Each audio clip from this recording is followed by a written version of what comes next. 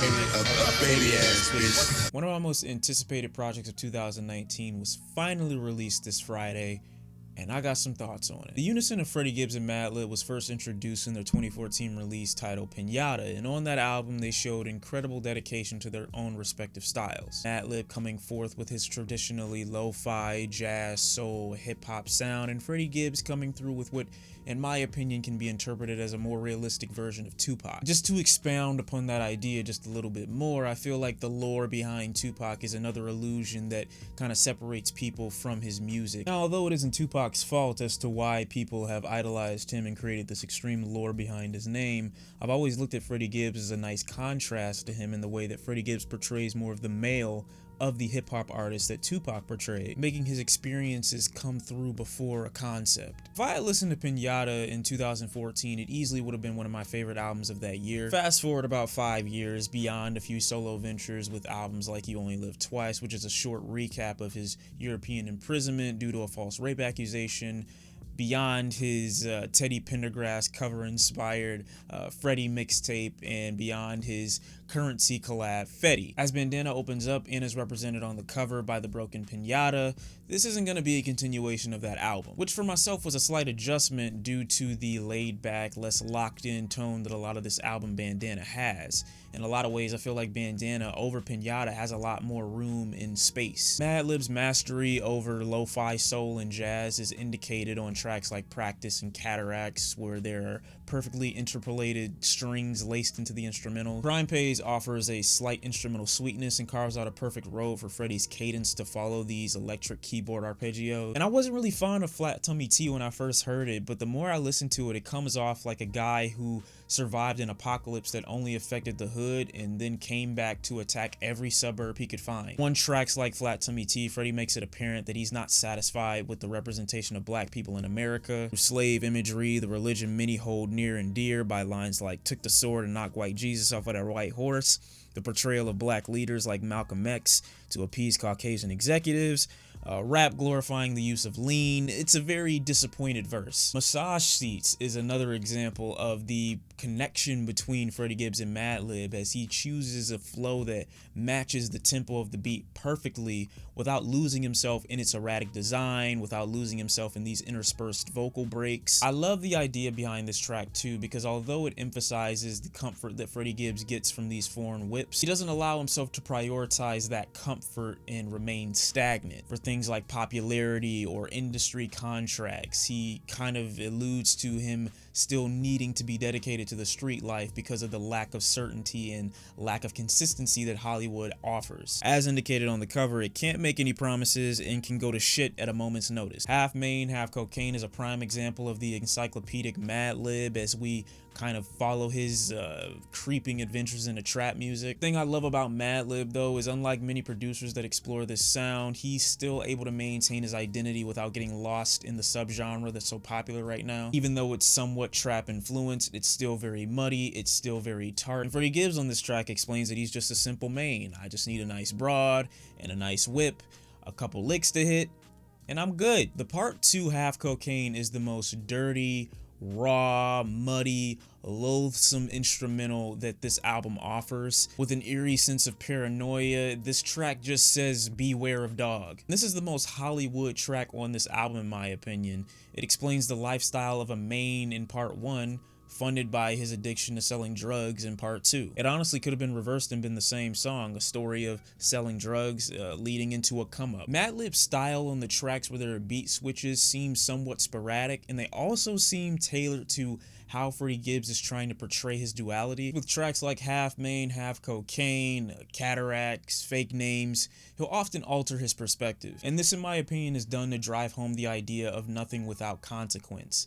Despite the financial benefit of remaining in the street life, the ultimate toxicity that it adds to a person and that community, despite his motivations for being in that life, the inevitable downfall of some of his close friends and his own idols. Fake Names, in my opinion, is a prime example of such, as he talks about the pain of losing a friend, then subsequently talks about the lifestyle that his friend and even himself were going for while remaining in the street to get money, which is what he gloats about for the remainder of the track. Madlib's transition of the instrumental from melancholy to bright and hopeful during Freddie Gibbs' second verse happens perfectly in my opinion. It's just the aesthetic switch up that Freddie needed to go from talking about the court to talking about the lavish lifestyle. But one of my favorite tracks on this album has got to be Palmolive. Oh my, it's a reference to a dish detergent being a necessity for the lifestyle that we normally get in Freddie Gibbs and Pusha-T raps. These drug dishes ain't gonna wash themselves. And if you thought Madlib's taste wasn't eclectic enough, he interpolates a reggae sample and a haunting soul vocal sample and an addicting bass guitar mixed with some smothered drums to create a smoky blaxploitation coke selling anthem. Killer Mike's very dominant voice is instruction manual to a young nigga getting his money and how not to fuck it up, to Pusha T giving one of the hardest verses he spit in the last decade. These scars are the only real proof they couldn't kill gods. Way more chemical than political. PTSD from what I played on the digital. Yo money nigga. I mean no money nigga. This is easily one of my favorite songs of 2019. Freddie Gibbs has a really hard verse,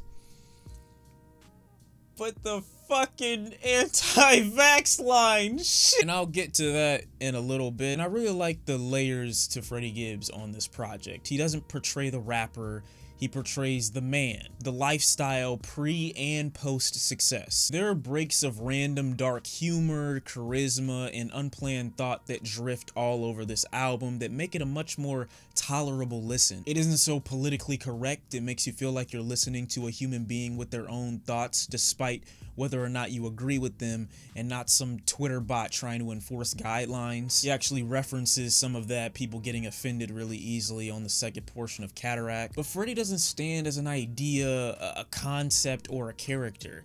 He stands as a laid-back gangster turned rapper, and as serious as hip-hop has made both of those things seem over the past few years, Freddie's personality and charisma still shine through the bravado on this album and make him come off like a somewhat likable and understandable human being beyond just spitting a hot 16. That lack of I need to have this concept, I need to be this deep person is so refreshing on this project because Freddie Gibbs' writing speaks for itself most of the time anyway. Madlib sets a somber stage filled with regret and sorrow where Freddie Gibbs raps about his issues with greed and infidelity. The personification of his marriage to the game over his relationship to me is just perfect writing. And the final track, in my opinion, acts as an acknowledgement of Freddie Gibbs' own life, almost as if he's seeing a light at the end of the tunnel, away from the streets, away from the violence, away from the drugs, as he raps about trying to get his soul right. But the production on the last 35 seconds of this song linger in a really creepy way. That lingering is if there's someone waiting on Freddie Gibbs to make the decision as to whether or not he's going to remain in the street life before the record scratches and his time runs out to make that decision for himself is really haunting. This record with the sound that it has is really timeless though. The space that Madlib gives himself, it's not as sample heavy as some of Madlib's previous work, but the samples that are on this project have a lot of room to breathe. This album coming from PINATA makes me feel like it's more of a half and half contribution as opposed to an artist telling their producer what kind of beats they want. Madlib just seems much more present and attentive here. Outside of his conspiracy lines, I really do think Freddie Gibbs has some really great penmanship on this project too, matched with an outstanding ability to read and understand the instrumentals, then position himself perfectly. His flows are nasty. Lightning-like triplet flows give way to melodic harmonizing reminiscent of Bone Thugs on tracks like Situations. His gritty way of storytelling helps this album exist in the gray area, as it isn't always so obvious to distinguish whether or not he's rapping from the perspective of the antagonist. And I think that's a question that Gibbs has for himself many times on this album, whether or not he's in the right lane. The answers and methods of a gangster turned rapper he seems so much more sure and confident in on previous projects. Here it seems as though there's a bit of a struggle trying to balance both while maintaining a strong sense of self. Madlib helping in that clouded mindset with muddy, very hazy, crackling soul samples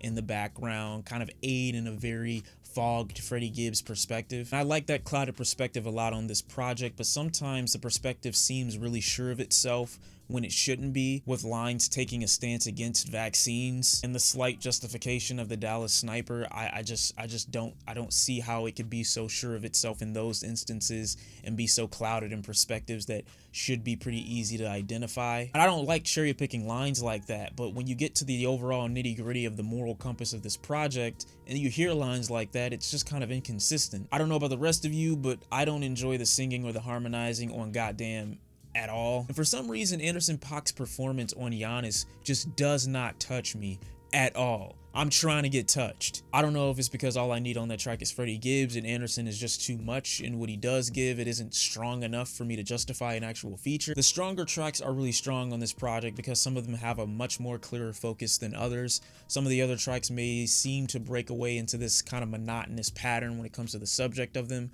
and it doesn't seem as focused when it comes to the idea of certain tracks that the album we got on PINATA was. Despite those things, I still think the relationship between Freddie Gibbs and Madlib is really strong on this project. It seems less of a producer-artist relationship and more of an artist linking up with another artist with a mutual respect and understanding of music and of each other's skill set and desires. Linking the past to the present while trying to age like wine so you can maintain your value in the future isn't an easy feat, but I think they did it with this project. Madlib and Freddie Gibbs with their Bandana album, I definitely enjoyed it.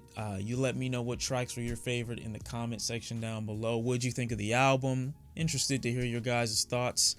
And I'll see y'all next time, man. We're gonna listen to Palmolive again, because that's easily one of the songs of the year.